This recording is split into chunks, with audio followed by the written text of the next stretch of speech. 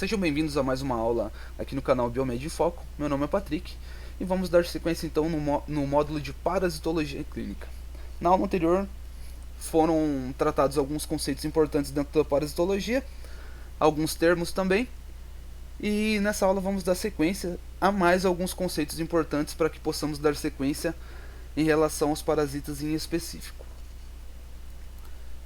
Então, vamos começar falando sobre infecção e infestação. Então, são dois parâmetros em que se baseia a classificação, seriam estes localização e dimensão. Então, o primeiro, sugerido por uma reunião de especialistas da OMS, e é o mais utilizado atualmente, seria o de localização. Então, a infestação ela é a localização parasitária na superfície externa, então corresponde aos ectoparasitas, então, por exemplo, carrapatos e piolhos. E infecção ela é a localização interna parasitária, sendo relativo aos endoparasitas. Então, por exemplo, Giardia lamblia e Schistosoma manzoni. Então, por essa definição, a infecção ela seria a penetração seguida de multiplicação de micro-organismos ou de desenvolvimento, eumintos, que poderia ser exemplificado, de determinado agente parasitário. Relativo à dimensão, a infestação ela vai corresponder ao parasitismo por metazoários. Então, por exemplo, o Enterobius vermicularis e o Schistosoma manzoni. A infecção ela é definida pelo parasitismo por micro-organismos. Então, Giardia lamblia e Trypanosoma cruzi são exemplos. E, em consequência, a infecção ela seria a penetração seguida de multiplicação de micro-organismos. Então, ainda existe um sentido não parasitário para o termo de infestação, e ele corresponde à presença de número considerável no meio ambiente externo de animais ou vegetais não desejados pelo ser humano. Então, por exemplo, uma infestação de cobras, de lacraias, ervas daninhas, entre outros que poderiam ser exemplificados aqui. Relativo aos mecanismos de infecção, para que seja definido o tal mecanismo, ele deve ocorrer uma análise quanto à porta de entrada no organismo do hospedeiro, que seria a via de infecção, e neste momento se ocorreu ou não o gasto de energia pelo parasita. Então, a forma de infecção. Então, iniciando pela forma de infecção, há dois tipos que nós podemos tratar, que seria a passiva e a ativa. A passiva é quando não ocorre o gasto de energia para tal invasão, e a ativa é caso ocorra dispêndio energético por tal fim. A via de infecção ela vai corresponder à via de transmissão à porta de entrada do parasita. Então, temos a oral, cutânea, a mucosa e a genital. E dentro dos principais mecanismos de infecção, nós vamos ter o passivo oral, por exemplo, o Ascaris lumbricoides, passivo cutâneo, gênero Plasmodium, ativo cutâneo, podemos aí citar o Trypanosoma cruzi. Ativo mucoso, também o Trypanosoma cruzi pode ser um exemplo. E passivo genital, que aí teremos Trichomonas vaginalis. Então, em relação aos mecanismos particulares de infecção, né? Em alguns casos, para que fique mais claro o real mecanismo de infecção, nós vamos empregar algumas expressões características como transplacentário, transmamário, transfusional e por transplantação. Então, por exemplo, o transplacentário, quando ocorre a transmissão vertical da mãe para o filho, no caso de gestação. Transfusional, quando há transfusão de sangue, por exemplo, e no sangue haja alguma forma parasitária que possa ser transmitido ao paciente que estaria recebendo esse sangue. Por transplantação, o mesmo mecanismo, quando há o transplante de um órgão, por exemplo, e nas análises para que esse órgão se torne viável para o transplante, não foi detectado parasita, mas ele estava ali e juntamente com o transplante, ele foi encaminhado para um outro paciente. Então, o parasita poderia estar em forma latente e quando ele foi transplantado, ele acabou reativando e gerando uma nova infecção. Agora falando um pouquinho dos mecanismos de agressão e resposta às parasitoses. Então, em relação à patogenia e às manifestações clínicas ao parasitismo, vai ser classificado como um conjunto de mecanismos lesionais, respectivos a determinados no decorrer do parasitismo ao organismo parasitado. Vai incluir também as agressões determinadas pela reação do hospedeiro. Então é importante lembrar que não é obrigatória a relação entre patogenia e manifestação clínica, ou seja, sinais e sintomas. Que isso é o paradigma da doença propriamente dita. Então, para que ocorra a doença, as lesões determinadas elas devem ultrapassar a capacidade homeostática do hospedeiro. Então, alguns fatores devem ser avaliados para que surja tal desequilíbrio, que vai ser o parasita e o hospedeiro. Então, em relação ao parasita, a gente vai ter que avaliar a virulência, a carga parasitária infectiva, né, e a porta de entrada utilizada. Em relação ao hospedeiro, os mecanismos de resistência que ele tem contra esse parasita.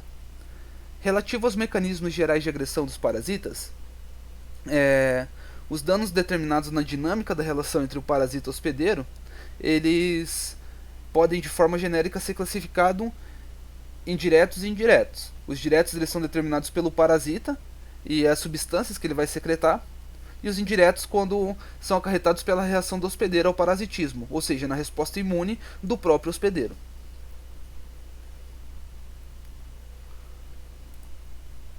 Em relação aos mecanismos que vão atuar, nós vamos ter o espoliativo, que é o determinado pela perda de substâncias nutritivas pelo organismo do hospedeiro. Pode ser acarretado por perda direta de nutrientes, no caso isso ocorre muito em relação à tênia. Pode ser também por tecidos sólidos ou hematofagismo, né, que vai ser o caso do ancilostomídeo. Há também o enzimático, que é determinado pela liberação de secreções enzimáticas produzidas por parasitas, que vão determinar a destruição tecidual, que pode ser de extensão variável. Então, entamoeba histolítica e larvas infectantes de ancilostomídeos, eles vão se encaixar nesse quadro aqui também. O inflamatório e hipersensibilizante, a maioria dos mecanismos que já foram citados, ele leva uma resposta inflamatória de forma indireta ou direta por liberação de substâncias que ativam esses mecanismos. Então, incluindo aqui a hipersensibilidade, que se constitui também em elemento gerador de resposta inflamatória, dá para citar as larvas de eumintos, que elas fazem ciclo pulmonares. Ou seja, em relação ao ciclo de Loss, isso também pode ocorrer, né, em relação à hipersensibilidade, pelo trajeto do parasita ao longo do organismo do hospedeiro, e vai gerar assim, uma resposta imune maior ou menor. Então há também um imunodepressor, que ele vai ser determinado por metabólitos liberados pelo parasita ou por um mecanismo que possam reduzir a capacidade de resposta defensiva do hospedeiro. Então, um exemplo disso é a Leishmania donovani. Há também o neoplásico. Então, algumas parasitoses crônicas, através de liberação de metabólitos ou reações inflamatórias crônicas, ou também pela consequência, né, de uma destas, eles podem levar à gênese de tumores malignos. Por exemplo, o Schistosoma hematobium e neoplasia de bexiga. Então, quando temos uma resposta do organismo do hospedeiro ao parasitismo, sem que ocorra a consequente manutenção da homeostase, surge, em função desse desequilíbrio, o que nós podemos denominar como manifestações clínicas, que seriam os sinais e sintomas da parasitose em questão. Falando um pouco agora sobre as relações defensivas do hospedeiro humano, então, para tentar reduzir em número ou neutralizar os agentes responsáveis pelas infecções ou infestações, o organismo humano ele vai lançar mão de alguns mecanismos que caracterizam o que foi denominado em seu conjunto como resistência. Então, a resistência ela pode ser considerada como total ou absoluta, quando o parasita não dispõe de condições que permitam sua instalação, seja por eficiência dos mecanismos protetores do hospedeiro, ou mesmo por não existirem condições metabólicas básicas para o desenvolvimento do parasita. Quando a resistência se apresenta reduzindo significativamente o número de formas parasitárias, porém permitindo a manutenção do parasitismo, é então denominada de relativa ou parcial. E no aspecto que concerne a forma de instalação da mesma, é considerado como resistência natural, ou inespecífica, ou ainda inata, os mecanismos de resistência ao parasitismo que se comportam da mesma forma, independente de contato anterior com o agente parasitário, não determinando o que é denominado de memória. Então, se ao contrário o sistema linfocitário ele participa dos eventos defensivos, ele vai determinar a memória imunológica e posterior alteração da resposta nos contatos com o parasita em situações que venham a ocorrer posteriormente. Então esse evento ele é denominado de resistência adquirida. Então, do ponto de vista operacional, a divisão entre os mecanismos inespecíficos e específicos eles não têm validade, pois os mesmos eles atuam de forma integrativa. Porém, visando uma melhor apresentação do tema, vai ser utilizado essa divisão como recurso didático. Então é importante lembrar que, apesar da importância das reações defensivas frente ao parasitismo, em alguns casos a mesma ela causa tal magnitude lesional em nível local ou sistêmico que se torna altamente danosa para a própria homeostase. Então isso vai determinar a agressão indireta. Em relação aos mecanismos de resistência inespecíficos,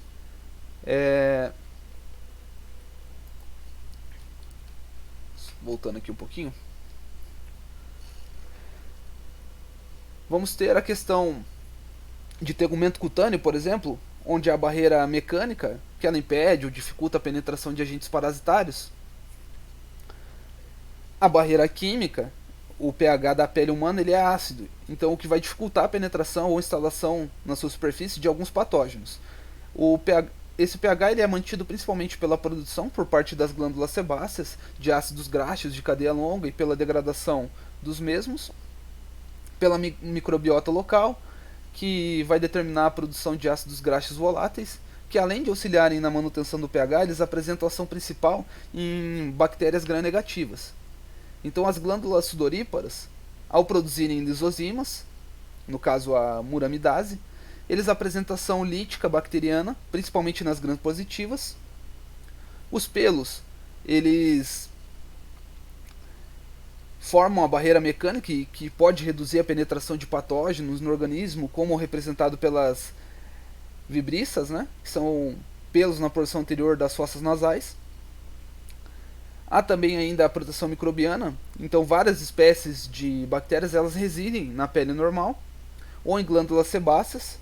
Então os componentes mais numerosos são representados pelo Staphylococcus epidermidis e pelo Propinobacterium acne. Então a competição com patógenos é a forma pela qual a microbiota ela participa da defesa do hospedeiro, e as formas de reduzir ou eliminar o agente invasor ela se baseia principalmente em produção de substâncias microbicidas, em redução do pH local, que já foi explicado anteriormente, ligação a receptores de superfície celular, que também vão ser utilizados por alguns patógenos, e produção de outras substâncias microbicidas. Já em relação às cavidades que são revestidas por mucosas, nós vamos ter barreira mecânica. Então, pelas características histológicas do revestimento mucoso, essa condição ela se apresenta com pouca eficiência. A barreira química, ela existe uma grande variedade de produtos que vão ser liberados nas cavidades mucosas, entre os quais o HCl do estômago, enzimas digestivas e outras como lisozima, sais biliares e suco pancreático, que vão atuar na degradação ou inativação de grande número de micro-organismos. O muco, então no caso a mucina, proteína de alta viscosidade, ela atua fundamentalmente para facilitar a adesividade entre si de agentes biológicos e virais, bem como partículas inertes, visando então a posterior remoção. E também ela mantém úmida a superfície mucosa, formando uma camada protetora frente aos agentes físicos e químicos. Os cílios, a presença destes e consequente movimentação celular em determinadas mucosas, como a do trato respiratório, ela determina a remoção de elementos inanimados, entre estes a poeira e os vírus, ou também biológicos, no caso de bactérias, larvas de homintos e protozoários, que vão ficar aderidos ao muco. A microbiota, tal como acontece no tegumento cutâneo, nos segmentos onde existe microbiota, por exemplo na cavidade oral, na vagina, no intestino grosso, a mesma ela pode atuar competindo com patógenos da seguinte forma. então produzindo os catabólitos, que vão determinar a redução do pH, como ocorre na cavidade vaginal, onde os bacilos de Dordelen eles utilizam o glicogênio proveniente das células descamativas e eles produzem o ácido lático que determina a faixa de pH, que vai ficar em torno de 3,8 a 4,2. Então, por competição, por fonte nutricional também, a ligação a receptores de superfície utilizados por patógenos, assim como ocorre no tegumento cutâneo, por produção de substâncias que tenham ação deletérica sobre algumas espécies patogênicas também. Então, dentro das cavidades por mucosa seriam os mecanismos que vão estar atuando na defesa. Agora falando um pouco sobre os fagócitos profissionais, então um grande número de tipos celulares eles têm a capacidade fagocitária, porém, em sua maioria, eles fazem de forma sistemática e não especializada. Então, quando a fagocitose ela é feita de forma defensiva, as células são denominadas fagócitos profissionais, sendo representadas por algumas células que nós vamos falar agora. Então, primeiramente, os neutrófilos, eles existem predominantemente em nível de medula óssea e circulação sanguínea. Então, o potencial microbicida dessas células ele é assegurado pela existência de grande quantidades de enzimas lisossomiais e sua grande mobilidade. Peróxidos e aldeídos também vão estar auxiliando no seu poder de ação, que apresentam um alto poder microbicida, né? Então, quando ocorrer qualquer dano tecidual ou liberação de substâncias quimiotáticas, outras para neutrófilos, essas células elas abandonam o pulso circulante e elas vão migrar por diapedese para o tecido lesado. Então, em muitos casos, onde a atividade dos neutrófilos é requisitada, sua vida média pela grande atividade metabólica vai se restringir a algumas horas após a sua ativação. Há também os eosinófilos, e essas células elas apresentam um potencial fagocitário bem inferior ao dos neutrófilos. Porém, em menor escala, eles vão se apresentar com capacidade microbicida por mecanismos análogos aos dos neutrófilos. Os macrófagos, ou monócitos circulantes, eles vão circular e vão progressivamente se localizar em vários sítios anatômicos, onde eles vão se diferenciar em células especializadas, sendo, portanto, precursores de todos os outros macrófagos, né? E os fagócitos mononucleares eles se distribuem no organismo constituindo o chamado sistema fagocitário mononuclear, ou também conhecido como SFM, que no passado ele era chamado de sistema retículo endotelial, que tem como elementos monócitos, células de Kupffer, macrófagos ganglionares, macrófagos peritoneais, macrófagos do endotélio dos sinusoides esplênicos, macrófagos alveolares, macrófagos da lâmina própria intestinal, da medula óssea, estiócitos, osteoclastos e também da micróglia. Então, o potencial microbicida dos macrófagos ele é determinado pela presença de enzimas e outras substâncias como os peróxidos em seu citoplasma, porém, ao contrário dos neutrófilos, ele depende significativamente, para uma maior eficiência destrutiva, da ativação determinada principalmente pelos linfócitos T. Então, outro fator de relevância dessas células é a capacidade potencial de apresentação antigênica. Agora, falando da resposta inflamatória, ela é definida como um complexo processo defensivo local, acionado por injúria determinada por agentes biológicos ou físicos, e também pode ser por agentes químicos, e é caracterizado por uma sequência de fenômenos irritativos, vasculares, exudativos, degenerativo necrótico e também de reparo. Então, a fagocitose de patógenos ela é facilitada pela presença na membrana dos macrófagos, de receptores para FC, de IgG e para C3b também. Então, quando o fenômeno ele se apresenta em intensidade significante, ocorre a exteriorização da inflamação por dor, rubor, calor, tumor, que é o aumento do volume da área, e frequentemente por alteração da função local. Então, do ponto de vista cronológico, vão existir dois tipos de inflamação. A aguda, que é a que ocorre na fase inicial de contato com o agente e existente um predomínio de neutrófilos.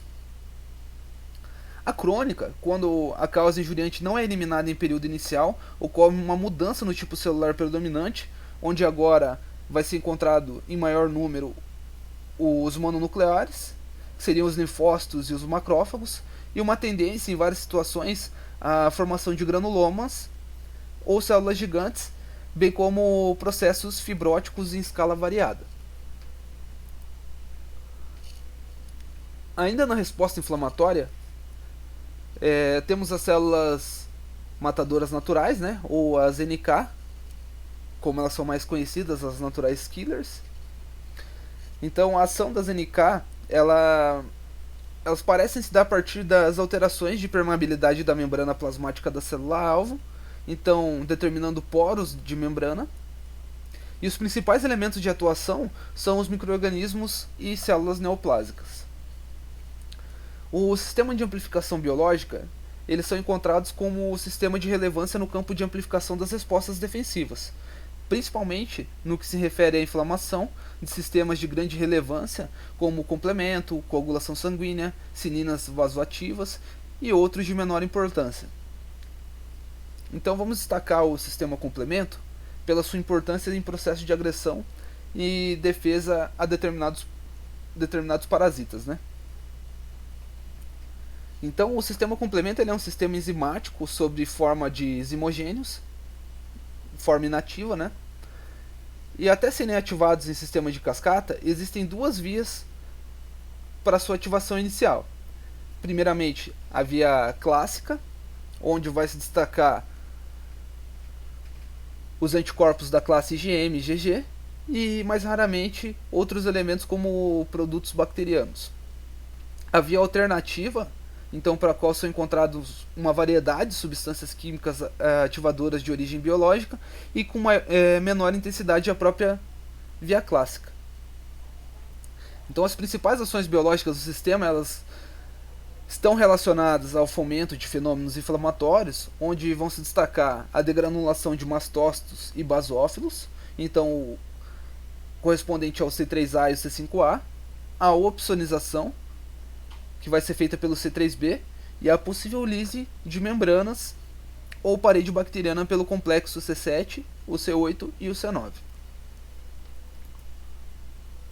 Referente aos mecanismos de resistência específicos, eles são compreendidos pela ação de linfócitos ditos T e B, e suas consequências específicas, que participam da resposta imunológica propriamente dita, elas determinam, como já assinalado, o fenômeno de memória imunológica. E é importante assinalar que tais mecanismos, na maioria dos casos, eles têm sua ação final ligada a interações relacionadas às células e demais componentes do sistema de resistência inespecífico. Então a resposta imune de determinado hospedeiro, ela não necessariamente leva a um aumento da resistência, podendo em alguns casos ser relevante no que se refere ao aspecto de diagnóstico ou prognóstico para determinada parasitose.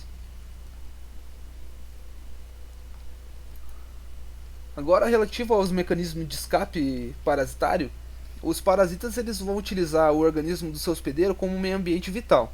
Então, este vai reagir por vários mecanismos já descritos a essa invasão.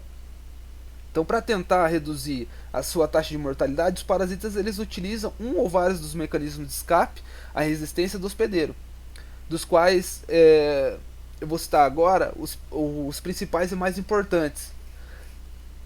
Então a localização estratégica, ela se dá quando determinado agente se localiza em local de difícil acesso quanto às respostas defensivas do hospedeiro, em nível intracelular, por exemplo, as formas da mastigota de Trypanosoma cruzi e também do gênero Leishmania, e na luz intestinal, podemos citar aí os adultos de Ascaris lumbricoides. Então a espessura do tegumento externo também é um fator importante, no qual os eumintos adultos eles se utilizam de um tegumento espesso para dificultar a ação de anticorpos e do sistema complemento, e também das outras células de defesa que foram apresentadas a vocês agora há pouco.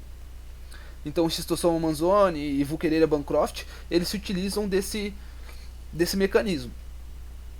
A rápida troca de membrana externa, então a produção rápida e consequente perda de membrana externa anterior, facilitam a eliminação de anticorpos, fatores do complemento e também das células de defesa em geral. E o Schistosoma manzoni também se utiliza deste mecanismo. Então, máscara imunológica então vai consistir na pré-existência, adsorção ou mais raramente na produção pelo parasitas de antígenos do hospedeiro, reduzindo inicialmente a resposta aos mesmos. O Schistosoma manzoni faz essa parte de adsorção e o Trypanosoma cruzi ele utiliza a pré-existência para se reativar ou numa infecção posterior ele consegue fazer a reinfecção através já da pré-existência. Em relação à máscara imunológica, é claro. A variação antigênica ela seria a alternativa de produção de antígenos parasitários, o que reduziria a capacidade de resposta protetora do hospedeiro. A determinação de imunodeficiência ao hospedeiro por parte do parasita, então ela consiste na produção de substâncias ou degradação direta, parcial significativa do sistema de resistência do hospedeiro. Por exemplo, L-Chagas, L-Donovani, que vão fazer a ativação policlonal linfocitária.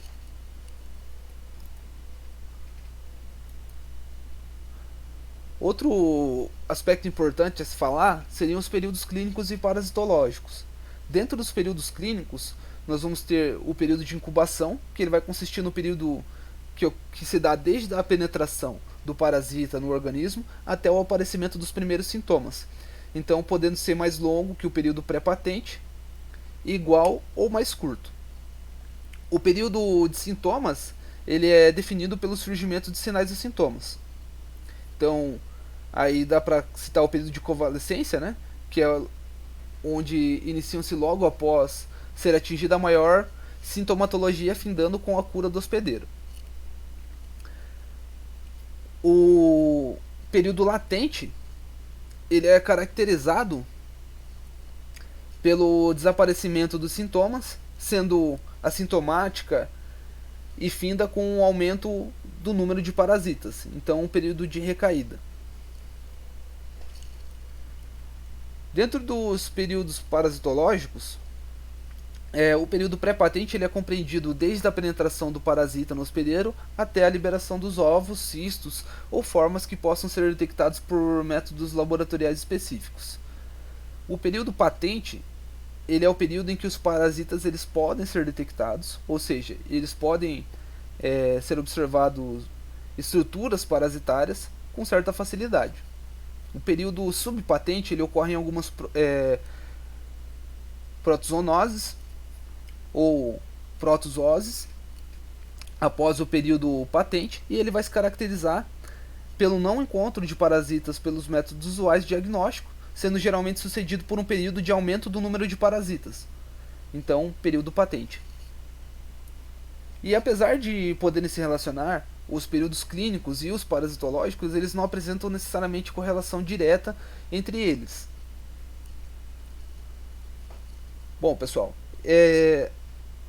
relativo aos conceitos da imunologia, da parte de infecção, de resposta inflamatória, eu quis trazer para vocês um pouco desses conceitos, um pouco da explicação referente a alguns termos importantes, porque tudo que foi passado aqui, eles vão se relacionar diretamente com os parasitas quando eles forem explicados, posteriormente um a um. Então é importante que esses conceitos eles fiquem bem ávidos, que eles fiquem bem frescos na mente de vocês, porque eles vão ser importantes na hora de vocês fazerem a caracterização e entenderem um pouquinho melhor sobre cada um deles.